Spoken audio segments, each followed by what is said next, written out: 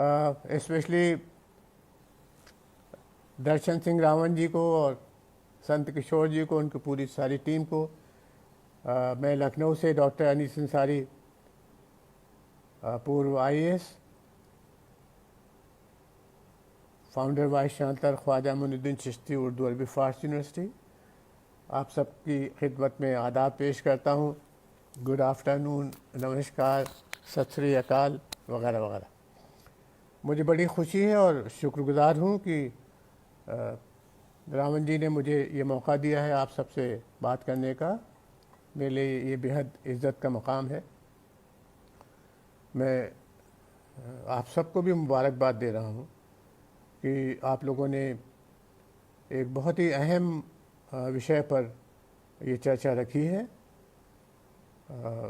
इसकी अहमियत यह है कि पूरे हिंदुस्तान में जितनी भी रियासतें हैं, जितने भी राज्य हैं, उनमें कॉन्स्टिट्यूशनल ढांचे के तहत जो फैसला करने के इख्तियारात होते हैं वो तो बुनियादी तौर पर पॉलिटिकल एग्जीक्यूटिव होते हैं, यानी कैबिनेट को होते हैं, जिसमें स्टेट लेवल पर चीफ मिनिस्टर और राष्ट्रीय स्तर पर माननीय प्रधानमंत्री जी और उनके साथी होते हैं। तो फैसले जितने भी अहम होते हैं वो कॉन्स्टिट्यूशन के तहत, क्योंकि हमारे यहाँ पार्लियामेंट्री डेमोक्रेसी है, तो जो भी गवर्नमेंट होती है उसकी एग्जीक्यूटिव कमेटी यानी कैबिनेट को इख्तियारात होते हैं। लेकिन उनकी मदद देने के लिए, क्योंकि हमारी पार्लियामेंट्री डेमोक्रेसी का ढांचा ये है कि जब भी कोई पार्टी पावर में हो और अगर उसके मेंबर्स 50% से कम रह जाएं प्रेजेंट एंड वोटिंग, तो उसको गवर्नमेंट छोड़नी पड़ती है। फिर या तो नई गवर्नमेंट बनती है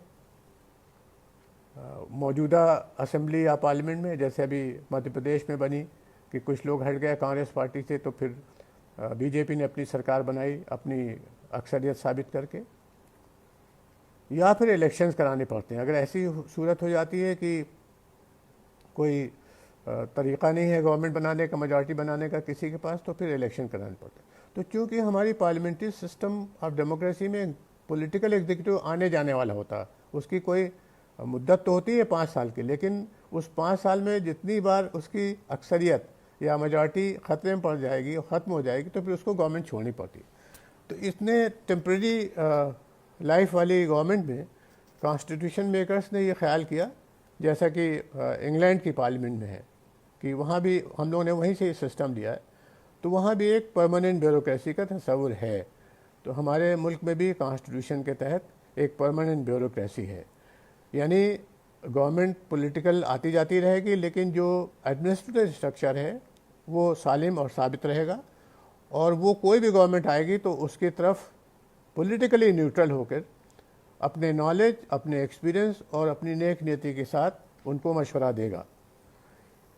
तो सिविल सर्विसेज की जो किरदार है वो यहाँ पर उजागर होता है कि गवर्नमेंट तो आती जाती रहेगी, लेकिन सिविल सर्विसेज परमानेंट स्ट्रक्चर हैं और वो एडवाइस देंगी। तो उनसे ये मान के चला जाता है कि वो पॉलिटिकली राजनीतिक तरीके से न्यूट्रल होंगे, यानी वोट तो देंगे किसी भी पार्टी को, जैसे हम सब लोग देते हैं, राइट ऑफ वोट है, अपनी ओपिनियन भी रखेंगे, लेकिन उस ओपिनियन को पब्लिक में जब तक नौकरी में जाहिर नहीं करेंगे, वरना कोड ऑफ कंडक्ट का वायलेशन होगा। और जब वो राय देने बैठेंगे या हुकूमत को मदद करने के लिए बैठेंगे तो पॉलिटिकली न्यूट्रल होंगे। उन्हें इससे मतलब नहीं है कि राम जन्मभूमि के स्थल पर मंदिर बनना चाहिए, मस्जिद बनना चाहिए, शहरी के हैसियत से है इख्तियार, लेकिन as a member of the IAS या as a member of provincial civil services you can not express your opinion, और आपको जो गवर्नमेंट ऑफ द टाइम, जो हुकूमत वक्त है, उसकी राय पर काम करना चाहिए। ये हम लोगों के बेसिक नॉर्म्स हैं। तो अहमियत सिविल सर्विसेज की ये है कि कोई भी गवर्नमेंट आए आ जाए, जो लोग आईएएस में, स्टेट सर्विसेज में या दूसरी फॉर्म्स ऑफ ब्यूरोक्रेसीज हैं, फॉरेस्ट सर्विस वगैरह, उनमें आप मौजूद रहेंगे। ये एक अपॉर्चुनिटी भी है लेकिन चैलेंज भी है। इसमें अपॉर्चुनिटी ये है कि 30-35 साल तक एक अफसर आमतौर से काम करता है, और उस दरमियान में वो मुख्तलिफ स्टेजेस में, शुरू से जब वो सब डिविजनल मजिस्ट्रेट बनता है आईएएस अफसर के हिस्से से, जिसको जॉइंट मजिस्ट्रेट कहते हैं, बाद में फिर वो joint secretary, deputy secretary state में बनता है, फिर वो गवर्नमेंट ऑफ इंडिया में चला जाता है डिप्टी सेक्रेटरी या जॉइंट सेक्रेटरी। तो आहिस्ता आहिस्ता जैसे जैसे आप ऊपर चले जाते हैं, गवर्नमेंट की स्कीमों को लागू करने की भी जिम्मेदारी बढ़ती जाती है और पॉलिसी बनाने की जिम्मेदारी बढ़ती चली जाती है। मेरा अंदाज़ा है कि तकरीबन 90% मामले जो एग्जीक्यूशन के हैं वो अफसरों के लेवल पर तय हो जाते हैं। सिर्फ 10% होते हैं जो पेचीदा मसले होते हैं, जहाँ कोई बड़े फैसले करने की जरूरत है, बस वहाँ पर मामला ऊपर जाता है मंत्री जी तक, नीचे सब होता रहता है क्योंकि पॉलिसी पहले से लेट डाउन है। लेकिन जितनी पॉलिसीज़ बनाई जाएंगी उसमें मंत्री जी का और कुछ मामलों में कैबिनेट का, जो ज़्यादा है में उसमें कैबिनेट का हमेशा रोल रहता है। तो जो लोग सिविल सर्विस में आते हैं उनको अपनी सारी करियर की ज़िंदगी में हमेशा अहम फैसले करने में मददगार की हैसियत से काम करना होता है। तो वो बहुत बड़ी जिम्मेदारी है और अपॉर्चुनिटी है। जिम्मेदारी इसलिए है कि जब इतनी बड़ी जिम्मेदारी में आप हैं तो फिर आप कोई चीज़ गलत तरीके से ना करें, लेकिन मौका ये है कि आप हमेशा एक टीम की तरह हैं। तो अब तक 1947 से मुल्क ने जितनी तरक्की की, जितनी अच्छाइयाँ हासिल की, मसलन हम लोग इकनॉमी में आगे बढ़ गए हैं, टेक्नोलॉजी में आगे बढ़ गए हैं, तालीम में बढ़ गए हैं, बहुत सी चीज़ों में बढ़े, फूड ग्रेन्स में बढ़ गए हैं। तो इन सब में जो भी अच्छा हुआ है उसमें उस वक्त की पॉलिटिकल गवर्नमेंट का भी उतना ही हाथ है जितना उस वक्त के ब्यूरोक्रेट्स का। और जो चीज़ ख़राब हुई है इस दरमियान में, इन 70 सालों में, उसमें भी पॉलिटिकल एग्जीक्यूटिव के भी कसूर है और एडमिनिस्ट्रेटिव एग्जीक्यूटिव यानी जो हमारी ब्यूरोक्रेसी उसका भी कसूर है। तो ये डिवाइड नहीं हो सकती जिम्मेदारी। बाद लोग कहते हैं कि साहब वो अफसर अच्छे नहीं हैं, बाद लोग कहते हैं नेता अच्छे नहीं। ये बिल्कुल भ्रम वाली बात है। कोई भी जो काम हिंदुस्तान में अच्छा या बुरा हो रहा है, जब तक पार्लियामेंट्री डेमोक्रेसी लागू है तब तक ये इनसेपरेबल हैं। जैसे फैमिली में वाइफ और हस्बैंड होते हैं तो जो भी अच्छा या बुरा उस घर में हो रहा है उसके लिए दोनों बराबर जिम्मेदार हैं। वैसे इस मुल्क में जो भी अच्छा या बुरा हो रहा है या राज्यों में जो भी अच्छा या बुरा हो रहा है वो इनसेपरेबल जिम्मेदारी है। ना तो ब्यूरोक्रेट्स कह सकते हैं कि पॉलिटिशियन की गलती की वजह से ख़राब हुआ, और ना पॉलिटिशियन कह सकते हैं कि ब्यूरोक्रेट्स की गलती से ख़राब हुआ। दोनों मिली जुली जिम्मेदारी है, जॉइंट खाता है। तो इसमें ये बहुत जिम्मेदारी का और अपॉर्चुनिटी का टाइम। अब मैं चाहूँगा कि आप लोग अपने बच्चों को, अपने मोहल्ले के बच्चों को या मीडिया के ज़रिए जिन जिन पेरेंट्स तक पहुंच सकते हैं, जिन बच्चों तक पहुंच सकते हैं, उनको आप अप्रोच करिए। आईएएस और सिविल सर्विसेज में हिंदुस्तान में इसको जो भी बच्चा जानना चाहे, जो भी एस्पिरेंट जानना चाहे, वो आसानी से गूगल में सर्च करेगा यूनियन पब्लिक सर्विस कमीशन, फिर उसमें सर्च करे सेंट्रल सर्विसेज या आईएएस, तो वो एक पूरा खाता निकल आएगा, उसमें उसका पूरा स्ट्रक्चर समझ में आ जाएगा। लेकिन मैं मोटी मोटी बातें रखना चाहता हूँ। इस साल का यानी 2020 का जो सिविल सर्विसेज का टेस्ट होने जा रहा है वो 4 अक्टूबर 20 को रखा गया है। 4 अक्टूबर 20 आईएएस में और फॉरेन सर्विस में और forest service, Indian forest service, जो ऑल इंडिया सर्विसेज हैं 3 हमारे मुल्क के, और बाकी जो सेंट्रल सर्विसेज हैं जैसे इनकम टैक्स डिपार्टमेंट है, कस्टम्स है, पोस्टल सर्विसेज हैं, रेलवेज़ हैं, ये सब मिला के ग्रुप ए और ग्रुप बी, इनमें तकरीबन 24 सर्विसेज मिली जुली हैं। जो सबसे ज़्यादा अहम है सर्विसेज, उसमें इंडियन फॉरेन सर्विस सबसे ऊपर है, क्योंकि उसमें जो ऊपर के रैंक होल्डर्स हैं उन्हीं को लिया जाता है, उसमें सीटें भी कम होती हैं। उसके बाद इंडियन एडमिनिस्ट्रेटिव सर्विस है जिसमें सीटें ज़्यादा होती हैं, 100 से ज़्यादा होती हैं। फिर एक इंडियन पुलिस सर्विस है, वो भी ऑल इंडिया सर्विसेज है, और इंडियन फॉरेस्ट सर्विस है, ये ऑल इंडिया सर्विसेज कहलाती हैं। यानी इसमें जो बच्चा सेलेक्ट होता है उसको सिलेक्शन के बाद एक ऑप्शन दिया जाता है कि किस राज्य में वो जाना चाहता है।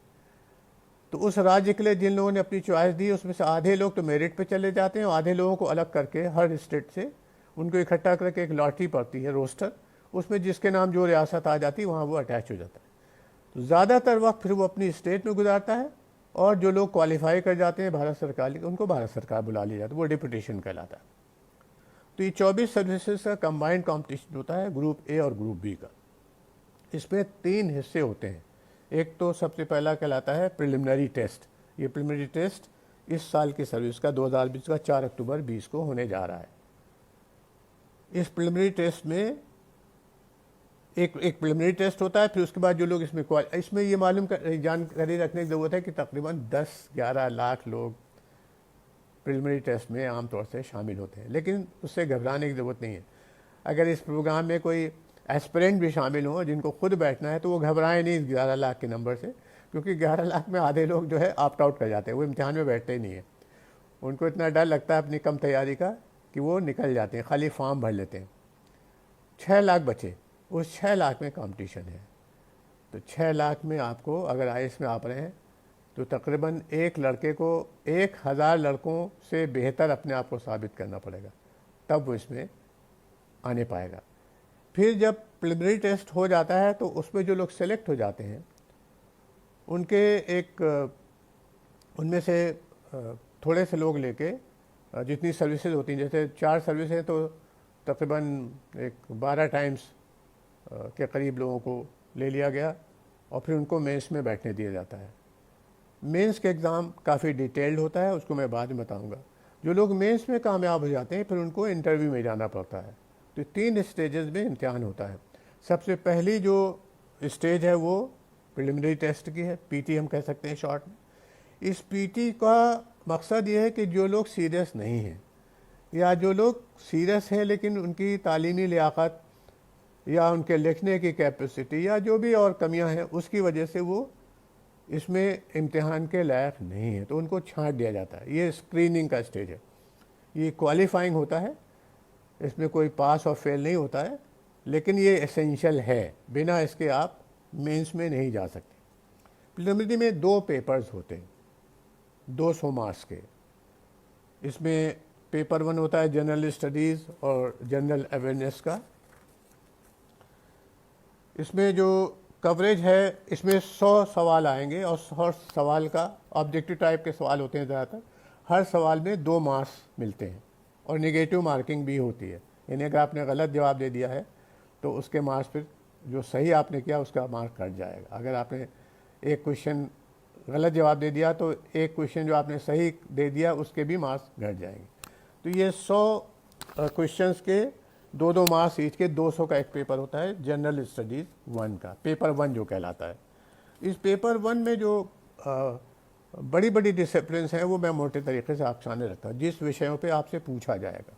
इसमें है इंडियन हिस्ट्री, भारत का इतिहास, ज्योग्राफी, भूगोल। और अब ज्योग्राफी का दायरा धीरे धीरे बहुत बढ़ गया है। अब ये सिर्फ ज़मीन और फसल के बारे में बात नहीं करता, ये पॉपुलेशन के बारे में बात करता है, समाजी हालात के बारे में। तो भूगोल बहुत विस्तार वाला सब्जेक्ट हो गया, लेकिन जो स्टूडेंट बैठे हैं वो बताते हैं कि भूगोल में मार्क्स खूब अच्छे आते हैं, यानी स्कोरिंग पेपर है। फिर इंडियन पॉलिटी है, यानी हमारा जो कॉन्स्टिट्यूशनल ढांचा है उसके बारे में सवाल आते हैं। साइंस एंड टेक्नोलॉजी के बारे में सवाल आते हैं, इकनॉमी अर्थव्यवस्था के बारे में। फिर एनवायरनमेंट यानी पर्यावरण और बायोडाइवर्सिटी और मौजूदा हालात, करंट अफेयर्स। ये मोटे मोटे तरीके से पेपर 1 में ये इसका कवरेज होता है। कोई भी इसको सर्च कर लेगा तो पूरी डिटेल्स इसमें मिल जाएंगी। फिर एक होता है पेपर 2, सी सैट कहलाता है। सी सैट में भी 200 मार्क्स का होता है और ये क्वालिफाइंग है, लेकिन इसमें 33% मार्क्स लाना, 200 का 1/3 मार्क्स लाना एसेंशियल है। इसमें कॉम्प्रिहेंशन होता है, लॉजिकल रीजनिंग वगैरह होती है। ये सबसे इन्हें कहना चाहिए कि आपके पास चाबी है, किसी घर में घुसना है, दाखिल होना है तो आपके पास चाबी होना चाहिए वहाँ जाने की, या कोड होना चाहिए। जो ज़्यादा सॉफिस्टिकेटेड इंटेलिजेंट हाउसेज हैं, जैसे होटल्स में 5 स्टार होटल में चाबी इलेक्ट्रॉनिक सिस्टम को, तो ये चाबी है बुनियादी तौर पर। मेंस में अगर आप नहीं आएंगे तो जाहिर है कि आगे आपके दरवाजे बंद हैं, फिर आपको अगले साल कोशिश करनी पड़ेगी। अब मैं जो मेंस है उसके बारे में बहुत तफसील से इसलिए नहीं जाना चाह रहा कि ये अभी थोड़ा प्री मैच्योर है। अभी स्टेज अक्टूबर वाला जो उसका 4 अक्टूबर की जो इम्तिहान है उसके बारे में मैं अपने आप को कन्फाइन करना चाह रहा हूँ, लेकिन बस ब्रीफ तरीके से बताना चाहता हूँ कि मेंस में 1750 मार्क्स का पेपर टोटल पेपर होता है। इसमें एक डिटेल्ड एप्लीकेशन फॉर्म भरना पड़ता है, डीएफ कहलाता है। इसमें 9 पेपर्स होते हैं 3-3 घंटे के। और एक दिन में 2 पेपर्स होते हैं। मैं फिर से रिपीट कर रहा हूँ, मेंस का जो एग्ज़ाम है, यानी अगर आप प्रिलिमिनरी में सेलेक्ट हो गए तो मेंस का जब एग्ज़ाम होगा, आमतौर से ये अक्टूबर वगैरह में होता है, लेकिन इस साल कोरोना की वजह से हर चीज़ रुकावट में आ गई है, तो शायद लेट होगा, क्योंकि इस साल तो प्रिलिमिनरी ही अक्टूबर में हो रहा है। तो मेंस जो है इसमें 1750 मार्क्स के पेपर होते हैं। इसमें 9 पेपर होते हैं, 3 घंटे हर पेपर के लिए दिया जाता है, और 2 पेपर एक दिन में इसका एग्ज़ाम होता है। और इस दरमियान में आपको डिटेल एप्लीकेशन फॉर्म भरना होगा प्रिलिमिनरी क्लियर होने के बाद। इंग्लिश लैंग्वेज का 300 मार्क्स का पेपर होता है। इसमें ये कंपलसरी है, लेकिन ये क्वालिफाइंग है, इसके मार्क्स जोड़े नहीं जाते। इसमें अंदाज़ा है कि 75 से 90 मार्क्स भी अगर आ जाएं तो बच्चा निकल जाता है। फिर एक 8वीं शेड्यूल जो भारत के कॉन्स्टिट्यूशन की है, उसमें इंडियन लैंग्वेज, उसमें से कोई इंडियन लैंग्वेज, उसका एक पेपर होगा, ये भी क्वालिफाइंग है, और 300 मार्क्स का पेपर होता है। इसमें 90 से लेकर 100 मार्क्स अगर आ जाएंगे तो आप क्वालिफाई कर जाएंगे। फिर 250 मार्क्स का एक मजमून होता है, जिसमें 2 मजमून लिखने होते हैं, एसेज लिखने होते हैं। फिर एक जनरल स्टडीज़ का पेपर 1 है, जो 250 मार्क्स का है। इसमें हिस्ट्री, कल्चर, डेवलपमेंट, ये सब आते हैं। फिर जनरल स्टडीज़ पेपर 2 है, जिसमें 250 मार्क्स होते हैं। इसमें polity, social justice, international relations वगैरह होते हैं। फिर GS general studies paper 3, 250 marks का, जिसमें economy, science and technology, disaster management और कंटेम्प्रेरी इश्यूज़ होते हैं। फिर GS paper 4 general studies paper, ये एथिक्स का है, ये 250 पेपर्स के एप्टीट्यूड वाला पेपर है। फिर 2 ऑप्शनल पेपर होंगे, एक ऑप्शनल पेपर 1 और 2 250 मार्क्स का, जो 250 मार्क्स ईच का, तो ये हो गए आपके 500 मार्क्स। तो इस तरह से 1750 मार्क्स का एग्ज़ाम आपका होता है। इंटरव्यू में 275 मार्क्स, जो लोग इसमें पास हो जाते हैं मेंस में, फिर उनको इंटरव्यू में बुलाया जाता है। उसमें 275 मार्क्स का इंटरव्यू होता है। उसमें ये देखा जाता है कि बच्चा जो सब पढ़ने लिखने में अच्छा है, ये जॉब की रिक्वायरमेंट के लिए सूटेबल है कि नहीं। यानी जो हमारी जॉब की रिक्वायरमेंट का समझ लें कि आप इनोवेटिव है कि नहीं। अगर एकदम से कोई नई प्रॉब्लम आ जाए लॉ एंड ऑर्डर की, तो उसको आप कैसे संभालें, क्योंकि वो तो किताब में नहीं लिखा होता कि मजमा इकट्ठा हो गया तो कैसे उसको संभालेंगे। तो उसकी दिमाग में सूटेबिलिटी है कि नहीं, कॉन्फिडेंस लेवल है कि नहीं, आपके जो आइडियाज़ हैं वो कॉन्स्टिट्यूशनल वैल्यूज से कंसिस्टेंट है कि नहीं। कहीं ऐसा तो नहीं कि कॉन्स्टिट्यूशन तो ये कह रहा है कि हिंदुस्तान सेकुलर स्टेट है, सोशलिस्ट स्टेट है, और आपका दिमाग ऐसा हो कि नहीं हमें मनुस्मृति वाला भारत बनाना है, तो फिर वो अनसूटेबल हो जाए। कम से कम अभी जो माहौल है, अभी जो सिस्टम है, उसमें ये गुंजाइश है कि सूटेबिलिटी एक बुनियादी चीज़ होती है। तो ये कुल मिला के 2025 मार्क्स का पूरा सिस्टम है। अब इसमें हम आते हैं कि हम कैसे हम लोग इस काम को आगे बढ़ाएं। देखिए, जैसे धान की नर्सरी लगानी ज़रूरी होती है अगर धान की फसल लेना है। धान की बुआई से पहले 1.5 महीने 2 महीने पहले हम लोग खेत में एक छोटे हिस्से में पानी भर के उसमें धान की बेड़ लगाते हैं, नर्सरी, और उस नर्सरी को फिर उठा के हम मेन खेत में छितराते हैं, बोते हैं। ऐसे ही सिविल सर्विसेज के एग्ज़ाम में नर्सरी के स्टेज है 10+2। आपको मालूम है कि इसके लिए ग्रेजुएशन की मिनिमम क्वालिफिकेशन है सिविल सर्विसेज के लिए। लेकिन अगर हम ये चाहते हैं कि गरीब कम्युनिटी के लोग, ओबीसीज, दलित, औरतें, किसानों के बच्चे, मजदूरों के बच्चे, जो कमज़ोर तबके हैं, अगर मुसलमान बैकवर्ड, पसमानदा मुसलमान, अगर जो कमज़ोर तबके हैं उनके बच्चों को आगे बढ़ाना है, तो आपको 10+2 से उन बच्चों को छांटना चाहिए। जो बच्चे पढ़ने में अच्छे हैं, अच्छे मार्क्स ला रहे हैं, जैसे सीबीएसई बोर्ड में 90% प्लस वाले बच्चे अच्छे होते हैं, तो उनको आप आइडेंटिफाई करिए अभी से, और उनको अभी से उनके दिमाग में सुर बजाना शुरू करिए कि आपको सिविल सर्विसेज में आना है। ये बहुत ज़रूरी है। मोटिवेशन सबसे पहला कदम है। इंडियन पिनल कोड में कोई भी जुर्म ऐसा नहीं होता, एक आध को छोड़कर, जहाँ बिना इरादे के आपको मुजरिम ठहराया जा सके। यानी अगर आपको कत्ल का इल्ज़ाम है तो ये साबित करना ज़रूरी होगा इस्तिगासे को कि आपने कत्ल का इरादा किया। इसी तरह सिविल सर्विस में आना है, तो जब तक आप इरादा नहीं करेंगे, जब तक बच्चा इरादा नहीं करेगा हमें सिविल सर्विस में आना है, तब तक आना मुश्किल होगा। तो पहला कदम मोटिवेशन, इसमें वालिदैन की बड़ी जिम्मेदारी है, जो आपके पेरेंट्स हैं उनकी सबसे बड़ी जिम्मेदारी है। महाभारत में आप लोगों ने पढ़ा होगा कि यह जानकारी होगी कि अर्जुन के बेटे को उनकी माँ ने बचपन से ही बहादुरी की कहानियाँ सुनाई थी, जब वो वूम में थे, मदर के पेट में थे, और उसमें जो चक्रव्यूह था उसमें दाखिल होने का तरीक़ा बता दिया था, लेकिन किसी सबब वो चक्रव्यूह से बाहर निकलने का रास्ता नहीं बताया गया था। तो जब वो बच्चा बड़ा हुआ 16 साल का और महाभारत में लड़ाई लड़ी, तो चक्रव्यूह में तो चला गया, निकलना उसको याद नहीं रहा था क्योंकि उसको बताया नहीं गया था। ये तो महाभारत बहुत पुरानी किताब है, उस पर शुरू में जब हम लोग छोटे थे तो हम लोगों को यकीन नहीं आता था कि कोई बच्चा माँ के पेट में है वो सीख सकता है। लेकिन अब जो लेटेस्ट रिसर्चेज हैं बायोलॉजिकल साइंस की, वो बता रही हैं कि बच्चा माँ के पेट से ही सीखना शुरू करता है। और मेरा अपना एक तजुर्बा है इसमें। मेरी छोटी बेटी जब पैदा हो रही थी तो उस वक्त कौन बनेगा करोड़पति हम लोग देखा करते थे, उस जमाने में बड़ा पॉपुलर था। शाम को 9 बजे अमिताभ बच्चन की आवाज़ उसमें आती थी।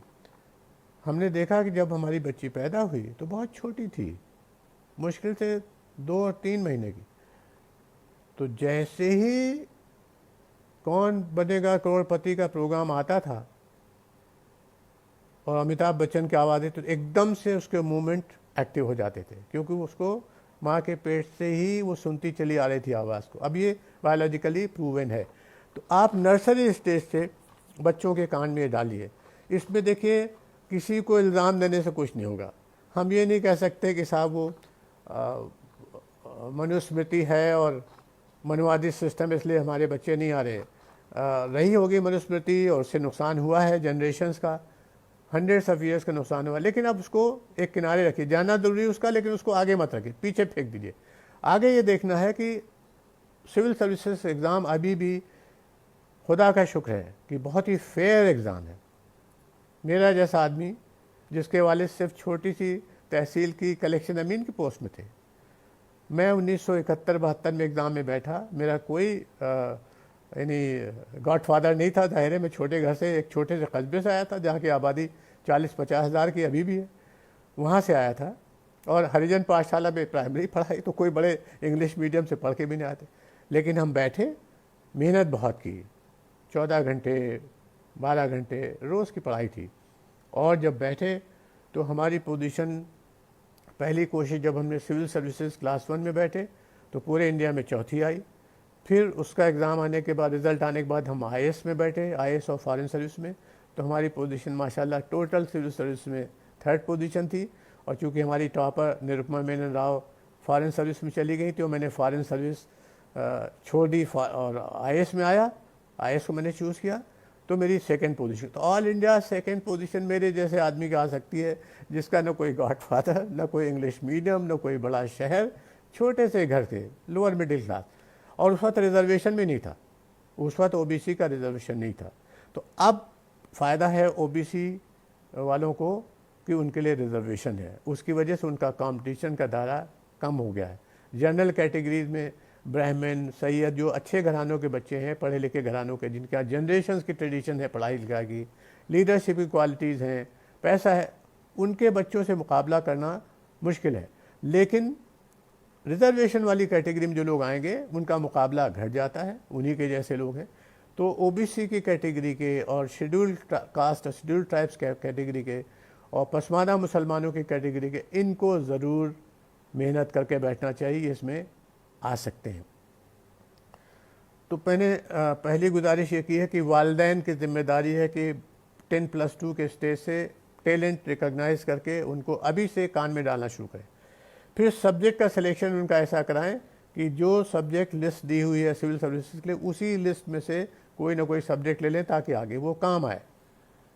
फिर जब वो ग्रेजुएशन कर लें तो उनको अगर पैसा हो घर में तो कहीं ना कहीं ट्यूशन लगवा दीजिए, कोचिंग करवा दीजिए। पैसा नहीं हो तो अपने 8-10 लड़कों का, सिमिलर लड़कों का एक ग्रुप बना लें और उसमें पढ़ाई शुरू करें। ग्रुप में पढ़ाई करने में हमेशा बहुत फ़ायदा होता है।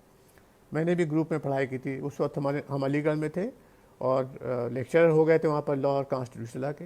मेरे साथ नसीम अहमद भी थे जो IAS में तो खैर आ गए थे हमसे 1 साल पहले, उन्हीं ने हमसे कहा था कि IAS का इम्तिहान दो। तो वो नसीम अहमद बाद में वाइस चांसलर हुए अलीगढ़ मुस्लिम यूनिवर्सिटी के, और उसके बाद वो नेशनल कमीशन फॉर माइनॉरिटीज़ भी हुए। तो और भी कई लड़के हमारे साथ आए। अकरमुल जब्बार एक साहब थे जो पूना में सेटल्ड हैं, वो इनकम टैक्स के चीफ कमिश्नर होकर रिटायर हुए। कई लोग बैठे थे, 8-10 लोग बैठे। ग्रुप की पढ़ाई से फ़ायदा ये होता है कि जो नॉलेज आप अक्वायर कर रहे हैं, जो आप मटेरियल इकट्ठा कर रहे हैं पढ़ाई का, वो आपस में शेयर करना चाहिए। इससे हेल्दी कंपटीशन, हमारे नसीम के बीच में कंपटीशन रहता था LLM में, लेकिन हम लोग सब एक दूसरे से एक्सचेंज करते थे, उससे फ़ायदा होता है। तो ग्रुप में पढ़ाई करिए।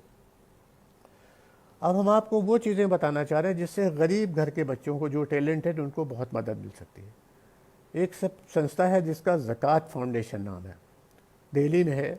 सैयद ज़फ़र महमूद साहब उसके फाउंडर हैं। 1984 से मेरे ख्याल में वो इसमें काम कर रहे हैं, और उनकी रिपुटेशन, उनकी ऑर्गेनाइजेशन की बहुत अच्छी है। तो ज़कात फाउंडेशन ऑफ इंडिया के बैनर के तले उन्होंने एक sir Syed Ahmad Khan civil services training institute बना रखा है। उसके ज़रिए वो पूरे हिंदुस्तान से एक टेस्ट करते हैं ऑब्जेक्टिव। जो बच्चे 100 सेलेक्ट होते हैं पूरे हिंदुस्तान से, उनको फिर वो अपने ख़र्चे पर दिल्ली में रख के हॉस्टल प्रोवाइड करते हैं। लड़कियों का हॉस्टल अलग है, लड़कों का अलग है। और उसकी कोचिंग वो प्रोफेशनल जो कोचिंग ग्रुप्स हैं, राव जी और रामो जी और राव, ये सब स्टडी सर्कल वाला, इनसे अटैच करा देते हैं, और उनकी पूरी फ़ीस वो खुद वहन करते हैं।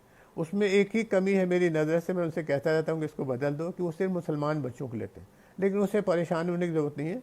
मुसलमानों में पसमानदा तबका यूपी में 70% है, पूरे हिंदुस्तान में 80-85% है। तो मुसलमान पसमानदा तबके के बच्चे ख़ास तौर से अगर मेहनत करेंगे, वहाँ सेलेक्ट हो जाएंगे ज़फ़र महमूद के उसमें, तो उनको आराम से वहाँ रहने का मौका मिलेगा।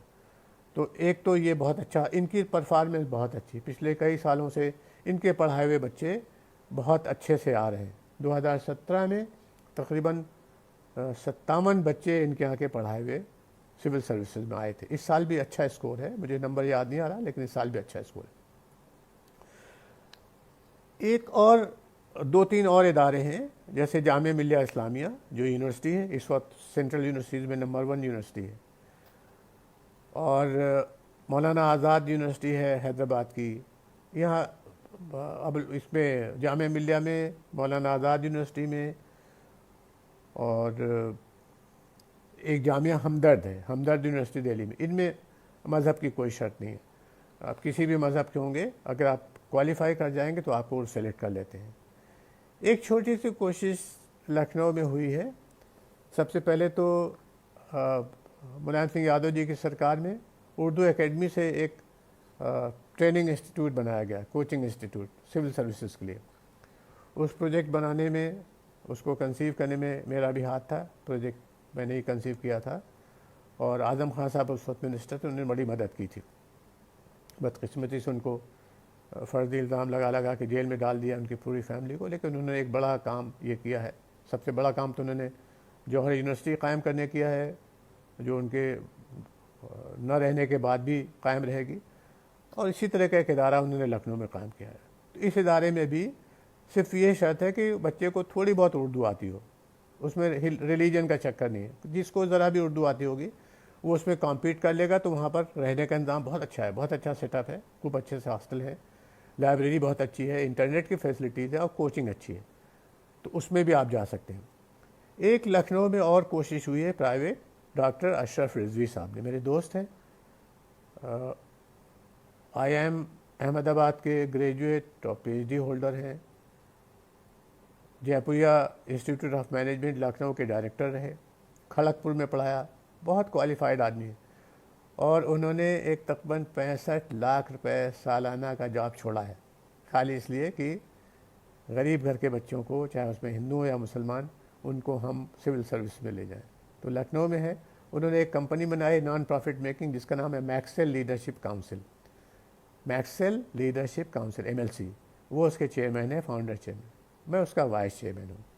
एक PK लारी साहब हैं, IAS के 1959 बैच के, बहुत सीनियर हैं, वो भी उसके वाइस चेयरमैन। तो 2 वाइस चेयरमैन है, एक चेयरमैन है, और बाकी एक छोटी सी कोर कमेटी है जिसमें रिटायर्ड चीफ सेक्रेटरी वाला आलोक रंजन साहब, दूसरे लोग हैं। तो इस बॉडी के तहत भी हम लोग एक IAS की ट्रेनिंग कर रहे हैं। इस साल हम अक्टूबर में, जो 4 अक्टूबर को एग्ज़ाम हो रहा है, टेस्ट हो रहा है, उसके लिए हम लोग ट्रेनिंग दे रहे हैं। हमने 100 लड़के सेलेक्ट किए थे, अब 40-45 उसमें सीरियसली काम करें। रोज़ क्लासेस लग रही हैं ऑनलाइन, 5 बजे से होती है, 5 और 5:30 के बीच में मॉक ट्रायल होती है, यानी टेस्ट होता है, और उसके बाद फिर डिटेल डिस्कशन होता है। इसकी खूबी है कि इसमें मेंटरशिप का हम लोगों ने एक तस्वुर रखा है। मेंटरशिप का मतलब ये है कि हमने हर 6-7 बच्चों के ग्रुप में एक सिविल सर्विसेज का जो इस वक्त काम कर रहा है आदमी, जो नौकरी में है, उसके साथ अटैच कर दिया। इसमें हम लोगों ने 10-12 मेंटर सेलेक्ट किए हैं ऑल ओवर इंडिया से। कोई इनकम टैक्स का है, कोई पुलिस सर्विस का है, कोई आईएएस का है, कोई फॉरेन सर्विस का है। उनके साथ लड़की की चॉइस पर कि भाई आप बता दीजिए ये 10 लोग हैं, इनमें किसके साथ आप मेंटरशिप चाहते हैं। जिसको उन्होंने हाँ कह दिया, 7 बच्चों का ग्रुप बना के मेंटर्स लगा दिए। इनकी हम लोग तैयारी कर रहे हैं। ये कोई खर्चे का काम नहीं है। इसका एक टेस्ट होता है, अभी भी टाइम है। अगर कोई बच्चा इंटरेस्टेड हो तो मैक्सेल लीडरशिप काउंसिल सर्च करें। मेरा नंबर है 98390, मैं रिपीट कर रहा हूँ 9839010,735। ये व्हाट्सएप पे भी है, मोबाइल पे है, 9839010,735। इस पे जो भी वालिदैन या बच्चा इंटरेस्टेड हो हमें फ़ोन करे, हम कोशिश करेंगे। हालांकि अब काफ़ी क्लासेस आगे बढ़ गई, लेकिन अगर अभी भी कोई शामिल होना चाहे तो एक टेस्ट देके इसमें शामिल कराने की हम कोशिश करेंगे। तो जो बच्चे बिल्कुल तैयार हैं, पहले से कोशिश कर रहे हैं, मेहनत कर रहे हैं, वो इसमें आ सकते हैं। हमने बड़ी कोशिश करके समझा के, शुरू में ये था कि हम मुसलमान बच्चों को इसमें करेंगे। हमने कहा यहाँ हिंदू मुसलमान की कोई गुंजाइश नहीं है, आप सब गरीब बच्चों के लिए काम करिए। तो खुदा का शुक्र है कि रिजवी साहब ने हमारी बात मानी है कि नहीं, इसमें हम सबको रखेंगे। तो देखिए, गरीबी का कोई मज़हब नहीं होता। चाहे पंडित जी गरीब हों, चाहे अंसारी साहब गरीब हों, चाहे रावण जी गरीब हों, जो गरीब है वो महरूम है, डिप्राइव्ड है, वंचित है, और उसके लिए हमें आगे आना चाहिए। तो इसलिए इसमें हमने हिंदू मुसलमान की कोई शर्त नहीं रखी है, कास्ट की कोई शर्त नहीं रखी, बस बच्चा टैलेंटेड हो और गरीब घर का हो। जो ज़्यादा पैसे वाले लोग हैं उनको हम इसमें नहीं रखते, क्योंकि उनके लिए तो बड़े बड़े इंस्टीट्यूशंस बने हुए हैं। अभी तक किसी को निकाला नहीं, जो भी सिलेक्ट हुआ एग्ज़ाम में सबको रख लिया है। तो आप लोग इसमें फॉर्म बनाइए, और इस साल अगर नहीं हो सकते तो हम अगले साल के लिए भी उनको लेने को तैयार हैं। हमारा नंबर आपने नोट कर लिया है। अगर कोई स्पेसिफिक क्वेरीज होंगी कि कब एग्ज़ाम होगा, कब ट्रेनिंग होगा अगले साल की, तो हम उसका जवाब देने की अलग से कोशिश करेंगे, मालूम करके रिजवी साहब से। मैंने बहुत आपका वक्त लिया है, लेकिन इतनी तफसील बताना ज़रूरी थी। बहुत सी तफसीलात मैंने अभी छोड़ दी, जैसे मेंस की तफसीलात छोड़ दी हैं, इंटरव्यू की तफसीलात छोड़। वो धीरे धीरे जब बच्चे हमारे साथ कनेक्ट होंगे और कोशिश करेंगे कि सीरियसली आएँ, तो फिर हम उनको, जो मुझसे ज़्यादा पढ़े लिखे लोग हैं इस फील्ड में, जो इस वक्त नौकरी कर रहे हैं या अभी भी नए आए हैं 4 साल पहले, ये चीज़ भी बताता चलूँ, जो मेंटर्स हमने सेलेक्ट किए हैं उसमें 2010 के बाद की नौकरी में जो लोग आए हैं उन्हीं को रखा है। यानी मेरे जैसे जो बुज़ुर्ग बूढ़े लोग हैं जिनका 40-50 साल पुराना तजुर्बा, उनको नहीं रखा गया, एक्सक्लूड किया है, क्योंकि उनको मालूम नहीं है कि आजकल क्या ट्रेंड है और कैसे एग्ज़ाम हो रहा है। तो आज के जो बच्चे आए हैं 4 साल पुराने, 5, वो दे नो कि कैसे एग्ज़ाम देना चाहिए। और इसमें 1-2 लड़के मेंटर तो इतने अच्छे हैं, बहुत अच्छे हैं, वो खुद ही कोचिंग चला रहे हैं, तो उनको पता है कि कैसे कोचिंग करना चाहिए। तो वो सब आपको फ्री ऑफ कॉस्ट मिलेगा। अब मैं इस नेक ख्वाहिश के साथ, बेस्ट विशेस के साथ अपनी बात ख़त्म कर रहा हूँ, और जो भी क्वेरीज़ हों, सवाल जवाब हों, उसकी तरफ तवज्जो देना चाहूँगा। कोशिश करूँगा कि जहाँ तक मुमकिन हो आपको तसल्ली बख्श जवाब मिल जाए। जो जवाब मैं नहीं दे पाऊँगा इस वक्त, उनके लिए मैं अलग से मालूम करके आपको जवाब देने की कोशिश करूँगा। आखिर में फिर से शुक्रिया अदा करना चाहता हूँ कि आपने इतनी देर तक सब्र से मेरी बातें सुनी, और मुबारकबाद भी देना चाहता हूँ। ये बहुत बड़ा काम है, ये उतना ही बड़ा काम है, बस एक ही दर्जा नीचे। जितना बड़ा काम ये है कि हमारे गरीब तबके के नुमाइंदे, जो बहुजन है हमारा, ओबीसी, दलित, औरतें, इनके बच्चों, इनके फैमिली के लोगों को जितना ज़रूरी है कि पॉलिटिक्स में आए, मिनिस्टर बने, एमएलए बने, पार्लियामेंट में, उतना ही ज़रूरी है कि उनको सिविल सर्विसेज में भी आए। शुक्रिया, बहुत बहुत धन्यवाद। Now the discussion is open. जो भी साहब मॉडरेट कर रहे हो इस प्रोग्राम को, उनसे गुजारिश है कि अगर कोई सवाल उठाना चाहे तो अगर वो आ जाएगा तो हम उसको जवाब देने की कोशिश करेंगे।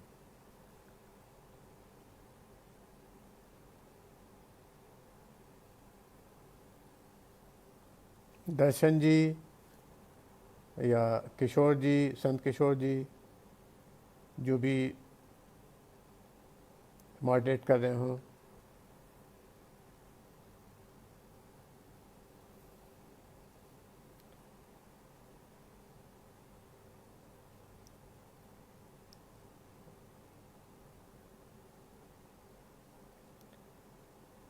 जी रावण जी, आप कोई सवाल किसी के लेना चाहें तो मैं अवेलेबल हूँ। जैसे ही आपका प्रोग्राम का स्ट्रक्चर हो, सवाल जो आपका सेशन रखा हो, तो आप सवाल ले लें, मुझे बता दें, तो मैं उसका जवाब देने की कोशिश करूँगा।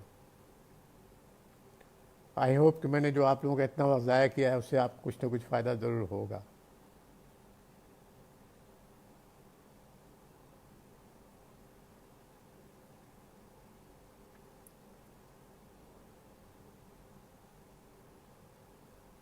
मैं वेट कर रहा हूँ कि कोई रिस्पांस मुझे मिल जाए कि अभी सवाल जवाब का सेशन है या आज के स्ट्रक्चर में सवाल जवाब का सेशन नहीं है। मुझे इंग्लिश कितना असर रखती है? अगर इंग्लिश का बहुत रोल है। जो इंग्लिश जिनकी अच्छी है उनको फ़ायदा होता है, लेकिन इंडियन लैंग्वेजेस भी अवेलेबल है। अगर इंडियन लैंग्वेज चूज़ करेंगे तो पूरा इम्तिहान फिर इंडियन लैंग्वेज में ही, उसी लैंग्वेज में देना पड़ेगा आपको। इंडियन लैंग्वेजेस में एक फ़ायदा तो ये होता है कि उसमें कंपटीशन कम हो जाता है। जैसे आप हिंदी लिखें या बंगाली में लिखें, कोई भी modern Indian language, schedule art, Urdu में लिखें, तो वो आप चॉइस है आपके पास, लेकिन फिर सारा एग्ज़ाम आपको उसी लैंग्वेज में देना पड़ेगा। उसकी प्रॉब्लम क्या है? प्रॉब्लम ये है कि अदर देन इंग्लिश में नॉलेज उतना तेज़ी से मुहैया नहीं होता, क्योंकि आपको ट्रांसलेशन की प्रॉब्लम आएगी कि कैसे नए नॉलेज को आप अपनी लैंग्वेज में हासिल करें। तो वो एक लिमिटेशन। तो मेरी पर्सनल चॉइस या एडवाइस ये है कि बच्चों को ये है कि अंग्रेज़ी खूब पढ़ें, और कोई ऐसी मुश्किल चीज़ नहीं है, सीखी जा सकती है। लेकिन अगर अंग्रेज़ी कमज़ोर है तो फिर अपनी लैंग्वेज सेलेक्ट कर लें, हिंदी सेलेक्ट कर लें, बंगाली सेलेक्ट करें, उसमें भी लिटरेचर मिलता है। ये करंट अफेयर्स के लिए कैसे तैयारी करें, इसके लिए मोटी मोटी बातें बता सकता हूँ। तुषार साहब ने पूछा है। एक तो ये है कि करंट अफेयर्स का मतलब ये है कि जो कुछ आज हो रहा है वो हमें जानकारी, यानी इंटरव्यू में अगर आप देने जाएं तो हम लोग मशवरा देते हैं बच्चों को कि आप उस दिन का अखबार जरूर पढ़ के जाएं या टीवी सुन के जाएं, न्यूज़।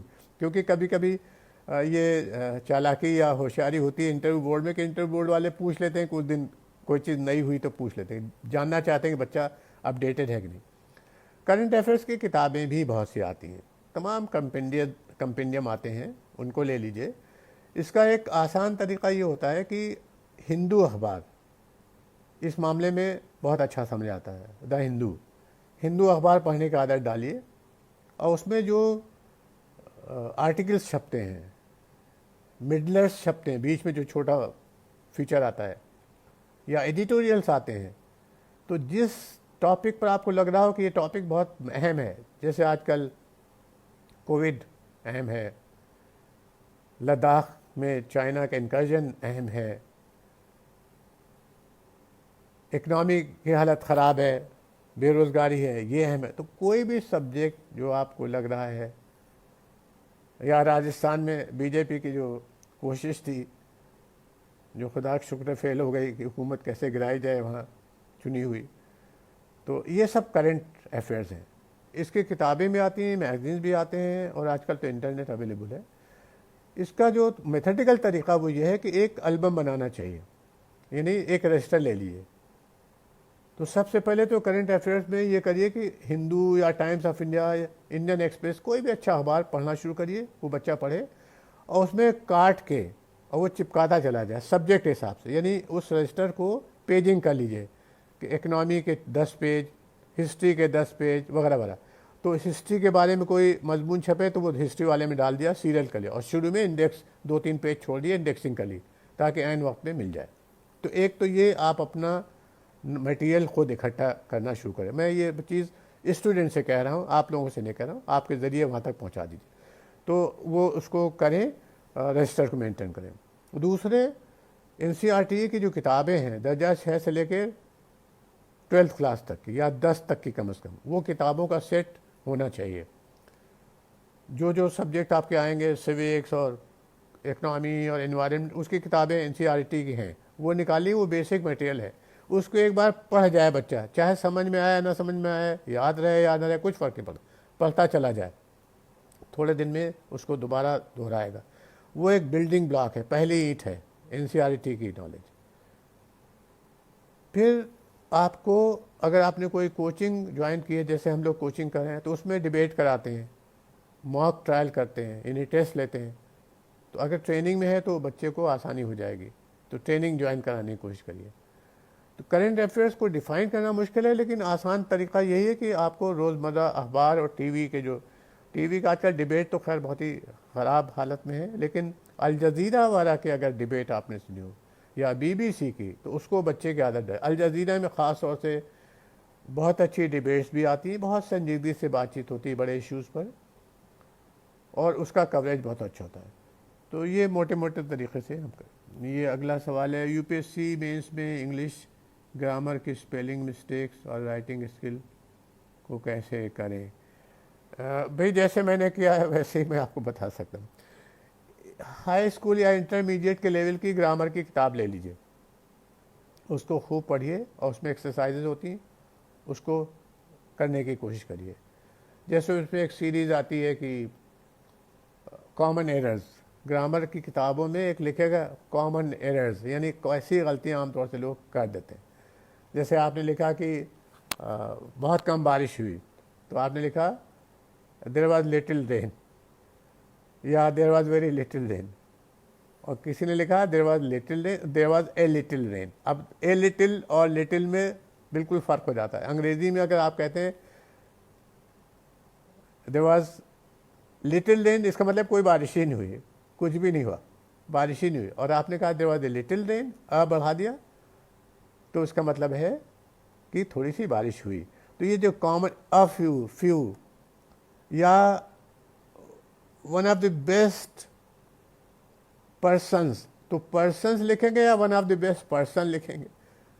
तो चूंकि वन कह रहे हैं, वन आउट ऑफ सेवरल, इस वजह से प्लूरल में पर्सन्स आए। ये कॉमन एरर्स होती हैं जो अंग्रेज़ी में, जिन लोगों की मातृभाषा अंग्रेज़ी नहीं उन, तो इसकी किताबें हैं ग्रामर की, बस मेहनत करना चाहिए। अच्छा, मेहनत पे मैंने आपको अभी नहीं बताया कितनी मेहनत करनी चाहिए, वो मैं बताना चाहूँगा। देखिए, मेहनत बहुत करनी पड़ेगी, ये बड़ा टफ कंपटीशन है, बहुत फेयर है, लेकिन बिना मेहनत के आप नहीं आ सकते।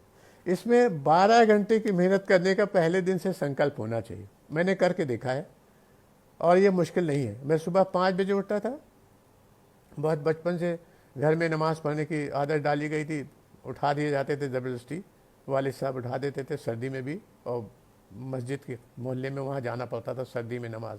उस वक्त उतने ठंडक के कपड़े भी नहीं होते थे, हाफ स्वेटर पहन के चले गए, तो वो आदतें पड़ी हुई। तो बचपन में अगर आपने आदत डाल दी बच्चे को सुबह उठने की 5-6 बजे, वो बहुत यूज़फुल चीज़ होती। 5 बजे उठाइए और 11 बजे से आगे जागने मत दीजिए। इसके बीच में अपनी पढ़ाई लिखाई, जैसे मैं जॉब करता था, लेक्चरर था, तो उसकी आधे दिन उसकी पढ़ाई होती थी अलीगढ़ में। सुबह 8 बजे से क्लासेस लगती थी, 1 बजे तक ख़त्म हो जाती थी। तो अपना सारा काम करने के बाद भी बाकी जो वक्त है पढ़ना चाहिए। एक 10 से 12 घंटे की पढ़ने की आदत अगर पड़ जाए लड़के को, और 2 साल का विजन रखे, पहली कोशिश में मत सोचिए कि वो आ ही जाएगा, ऐसा मत सोचिए।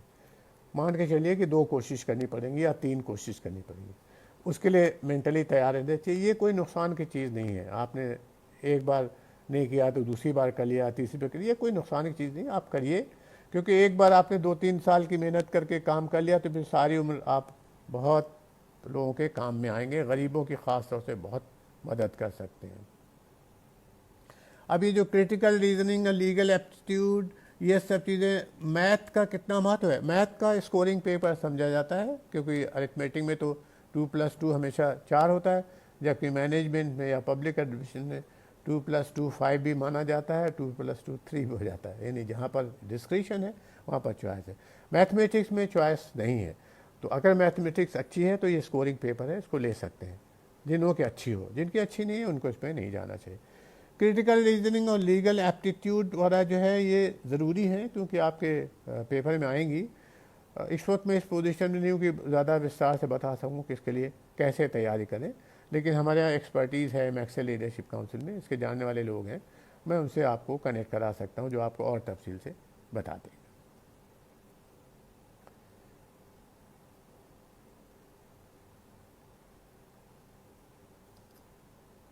अगर आप लोग कोई कोचिंग इंस्टीट्यूट चलाने की कोशिश करें तो एक अच्छा कदम होगा ये, आप लोग कर लेंगे।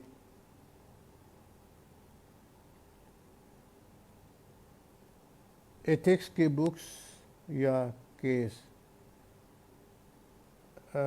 विशाल, मैं एथिक्स वगैरह के बारे में, नहीं सब्जेक्ट कंटेंट के बारे में ज़्यादा जानकारी नहीं रखता, लेकिन आप हमारा नंबर ले लें 9839010735। तो हमारे जो पूल ऑफ एक्सपर्ट्स हैं मैक्सेल लीडरशिप काउंसिल में, या सैयद ज़फ़र महमूद हैं, वो उनसे हमारे ताल्लुक़ात हैं। हमने लखनऊ में उनकी मदद से ज़कात फाउंडेशन ऑफ इंडिया की कोचिंग शुरू कराई थी 2 साल पहले, तो उनसे पूछ के मैं आपको कनेक्ट करा दूंगा, जिन हिसाब से आपको मदद मिल जाएगी। ये बहुत ही स्पेसिफिक क्वेश्चन है, मैं इतनी जानकारी इसमें नहीं रखता हूँ। दिल्ली में, हाँ दिल्ली में कोचिंग बहुत अच्छी है। दिल्ली में देखिए 3 तो आपकी 3 तो यूनिवर्सिटीज़ ही हैं, जामिया मिल्लिया इस्लामिया, हमदर्द यूनिवर्सिटी, और एक ये ज़कात फाउंडेशन, ये भी दिल्ली बेस्ड है। एक आध और भी इंस्टीट्यूट होंगे, और जो कोचिंग इंस्टीट्यूट है दिल्ली में सबसे अच्छे हैं।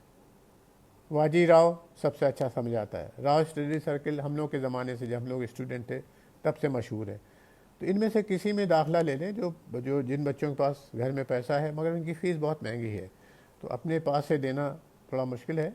किसी कोचिंग इंस्टीट्यूट में अगर सेलेक्ट हो जाए, उसकी कोशिश करें, तो मुझे लगता है कि आसान हो जाएगा।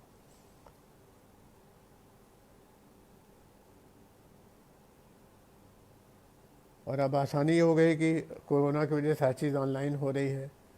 तो जैसे हम लोग मैक्सेल लीडरशिप काउंसिल में, पहले तो हम लोगों ने यहाँ अलीगंज में एक जगह किराए पे ले रखी है, उसमें पढ़ाते थे। अब ऑनलाइन है तो सब लोग अपने अपने घरों से पढ़ रहे हैं, वो थोड़ा सस्ता भी पड़ रहा है हम लोगों को, और उसकी रीच भी बढ़ गई है।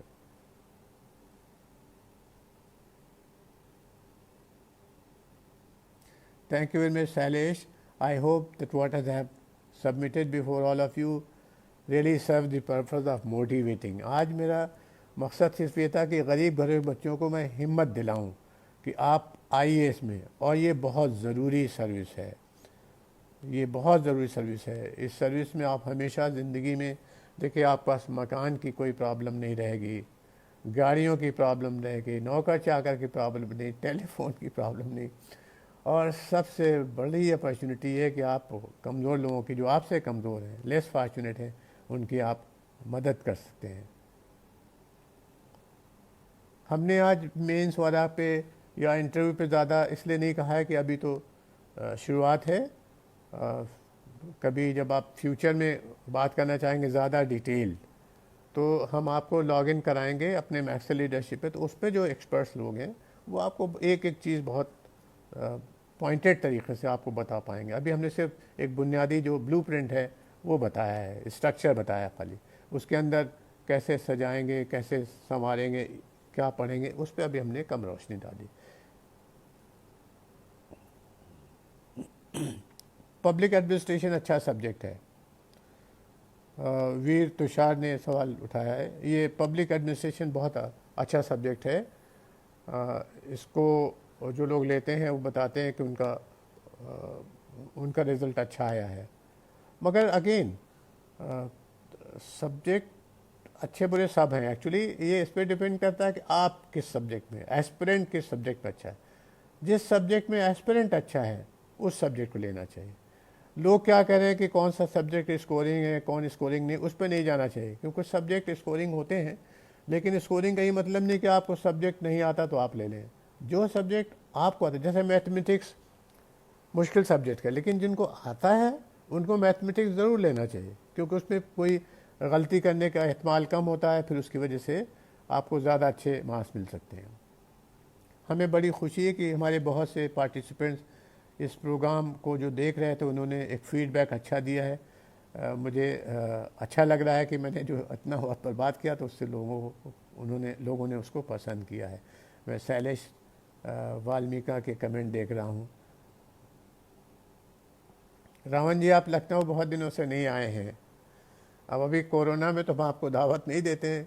कोरोना यहाँ बहुत फैला हुआ है, हम लोग खुद ही घर में नहीं निकल रहे हैं, घर से बाहर नहीं निकल रहे, ज़्यादातर घर में रहते हैं। लेकिन आजकल आसानी है कि ऑनलाइन बहुत बातें हो सकती हैं। आप वहीं से बैठे बैठे एक ऐसे ही विजुअल डिस्कशन, जनरल बातचीत कर लें तो वो किया जा सकता है। जैसे आज हम लोग फेसबुक लाइव पे हैं, ऐसे हम लोग किसी बड़े इशू पे कर सकते हैं। ये सब्जेक्ट जो मुझे बहुत पसंद है, जिसके लिए मैं बहुत दिनों से काम कर रहा हूँ, 14-15 साल हो गए नौकरी के ज़माने से, वो आर्टिकल 341 से मज़हब की शर्त हटाने का। उसमें मज़हब की शर्त बिलावजी लगा दी गई, ये डिवाइड किया गया है गरीबों को रिलीजन की बुनियाद पर। हम उसको हटाने के लिए काम कर रहे हैं। इस पर कभी कोई डिस्कशन करना चाहेंगे तो that will be my pleasure, that will be my privilege कि आप लोगों से उस पर डायलॉग करें। और आपसे डायलॉग इसलिए ज़रूरी है कि आप उस कम्युनिटी को रिप्रेजेंट करते हैं शेड्यूल कास्ट की, कि जब हम किसी के सामने, बड़े आदमी के सामने जाते हैं कि साहब 341 से मज़हब की शर्त हटाइए, जैसे हम राहुल जी के सामने गए कि मज़हब की शर्त हटाई, तो उन्होंने एक सवाल पूछा कि भाई जो इस वक्त जो शेड्यूल कास्ट है, हिंदू, बुद्धिस्ट, सिख, वो क्या रिएक्ट करेंगे। तो हम उनको बताते हैं उनको रिएक्ट इसलिए नहीं करना चाहिए कि ओबीसी में कोई मज़हब की शर्त नहीं है, शेड्यूल ट्राइब में मज़हब की शर्त नहीं है, तो खाली शेड्यूल कास्ट में क्यों हमें बांट रखा है। ओबीसी में 30-35 बिरादियाँ मुसलमानों की हैं, उससे हमारी स्ट्रेंथ बढ़ती है। अगर मुसलमानों को निकाल दें ओबीसी में तो यूपी में और हिंदुस्तान में 42% रह जाएंगे ओबीसी। और जब आप 14%, जो 1/4 है 56% का, 14% जब ऐड कर लेंगे मुसलमान ओबीसी, तो हमारा ख़ानदान बड़ा हो जाएगा, हम 56%। इसलिए शायद प्रधानमंत्री जी ने कहा कि हम 56 इंच के सीने वाले हैं। वो अपने ओबीसी होने का दावा कर रहे थे।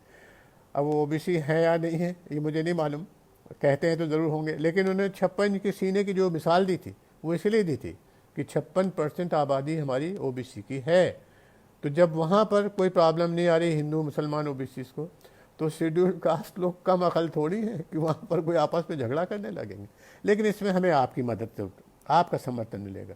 मैं आपको बताता चलूँ कि मायावती जी ने 3 खत मनमोहन सिंह साहब को लिखे थे जब वो प्राइम मिनिस्टर थे, और यही बात कही थी कि जब मज़हब की बुनियाद पर आजकल रिजर्वेशन नहीं मिल सकता है हिंदुस्तान में, तो फिर मज़हब की बुनियाद पर किसी गरीब तबके को उस रिजर्वेशन से महरूम करना भी गलत है। और एक ऐसी बात कह गई जो मेरी कहने की हिम्मत नहीं, बहुत से लोग नहीं कह सकते। उन्होंने कहा कि इस रेस्ट्रिक्शन की वजह से हिंदू, सिख और बुद्धिस्ट, दलित अपने मज़हब का जो राइट है कि किसी भी मज़हब में जा सकते हैं, मतलब ईसाई बन जाए या मुसलमान बन जाए, उस राइट पर ख़राब असर पड़ रहा है, इसलिए ये शर्त हटना चाहिए। बहुत बोल्ड बात उन्होंने कही।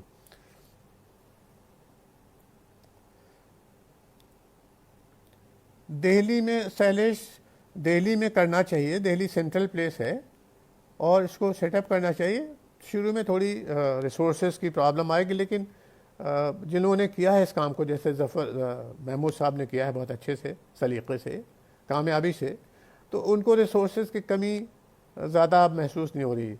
मसलन उनको महमूद मदनी साहब जो जमीयतुल उलमा हिंद के जनरल सेक्रेटरी हैं, उन्होंने 4-5 एकड़ ज़मीन दिल्ली के ही करीब में मुफ्त में दे दी है, दान कर दी है कि आप यहाँ पर अपना इदारा कायम करिए।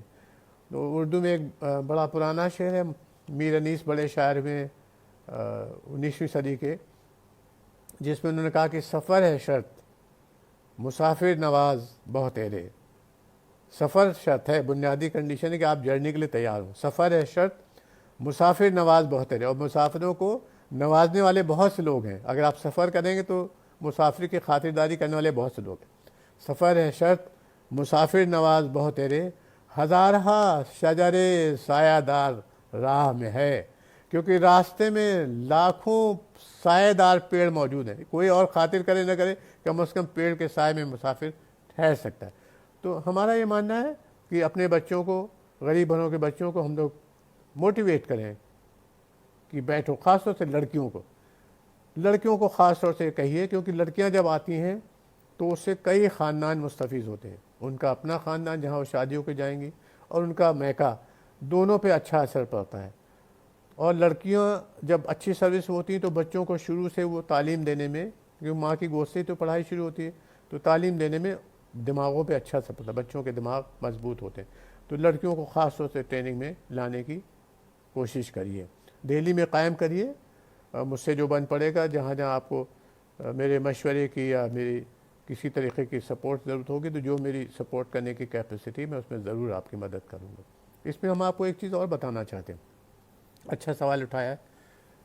देखिए गवर्नमेंट ऑफ इंडिया में मिनिस्ट्री ऑफ सोशल जस्टिस में वहाँ पर फ़ंड हैं, वहाँ के मिनिस्ट्री ऑफ माइनॉरिटीज़ अफेयर में फ़ंड्स हैं जो ट्रेनिंग इंस्टीट्यूट को मदद करते हैं। लखनऊ में बाबा साहब भीमराव अम्बेडकर सेंट्रल यूनिवर्सिटी है, इसमें 20 करोड़ रुपया सलमान खुर्शीद साहब ने मिनिस्टर माइनॉरिटी के हैसियत से ग्रांट दिया था यूनिवर्सिटी को, और यहाँ पर एक इदारा चल रहा है, उसमें सिर्फ शेड्यूल कास्ट की ट्रेनिंग होती है, क्योंकि उन्होंने उसको शेड्यूल कास्ट फंड से लिया था, माइनॉरिटी डिपार्टमेंट से लिया था, लेकिन शेड्यूल कास्ट लेकर है। हमने ख्वाजा मोइनुद्दीन चिश्ती और उर्दू अरबी फारसी यूनिवर्सिटी से भी अप्रोच की थी 20 करोड़ के आसपास की। उस वक्त रहमान खान साहब बेंगलोर वाले मिनिस्टर थे, वो देने को तैयार थे, लेकिन रुकावट ये आ गई थी कि मैं पहला वाइस चांसलर था, फाउंडर वाइस चांसलर, तो पढ़ाई मेरे ज़माने में सिर्फ 1 साल हुई। अगर गवर्नर साहब ने मुझे 3 साल का और वक्त दे दिया हो, एक्सटेंशन दे दिया होता, या अखिलेश यादव जी ने 2 साल का एक्सटेंशन दे दिया होता, तो मैं 3 साल के बच्चे जब निकल गए होते पास करके ग्रेजुएशन में, तो उस 20 करोड़ को लाने में कामयाब हो जाए। फाइल बिल्कुल तैयार थी, बस इस पर रुकावट आ गई कि किसी फाइनेंस वाले ने उसमें लिखा कि जब अभी इनकी यूनिवर्सिटी में पहला बैच ही नहीं तैयार है, जो सही बात है, तो फिर कैसे इनको पैसा दिया जा सकता, तो उस पर गाड़ी रुक गई। तो यूनिवर्सिटीज़ को भी ग्रांट मिल सकती है और संस्थाओं को ग्रांट मिल सकती है। अगर आप लोग कोई संस्था बनाएं और उसमें कोशिश करना चाहें नकवी साहब से, जिस वक्त माइनॉरिटी डिपार्टमेंट में है, या समाज जो सोशल जस्टिस की मिनिस्ट्री है, तो मैं आपके साथ दिल्ली चलने को तैयार हूँ, वहाँ पर आपकी एडवोकेसी करूँगा। लेकिन अच्छी एनजीओ ढूंढिए जो कम से कम 3 साल पहले से काम करे हो। 3 साल से कम वाली जो एनजीओ होती हैं उनको सरकारें ग्रांट नहीं देती नॉर्मल, क्योंकि 3 साल की बैलेंस शीट ज़रूरी होती है।